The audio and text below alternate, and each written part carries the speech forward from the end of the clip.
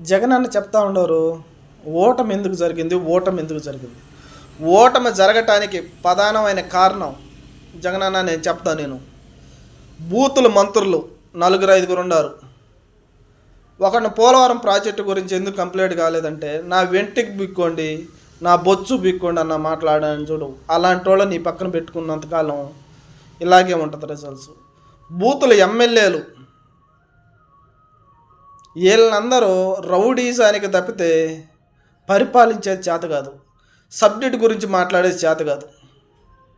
ఎప్పుడు కూడా ప్రజాక్షేత్రంలో ఉన్నప్పుడు హుందాగా ఎట్ట మాట్లాడాలా అనేది ముందు వాళ్ళని నేర్చుకోమను. మన ఇంట్లో భార్యాభర్త తిట్టుకుంటారు చూడు, అట్ట తిట్టుకుంటున్నారు ప్రజాక్షేత్రంలో. ఒక మీడియా వాళ్ళు వస్తే అలాగా మాట్లాడితే హుందాగా ఉండాలా, నలుగురు మెప్పుకోవాలా, సబ్జెక్ట్ గురించి మాట్లాడాలా. అవతల వ్యక్తి సబ్జెక్ట్ మాట్లాడితే మనం సబ్జెక్ట్ మాట్లాడేటట్టు ఉండాలా. బొచ్చు బీక్కోండి, నా వెంటికి బెక్కోలేరు, నా కొడుకు ఏం చేస్తాడు మాటల.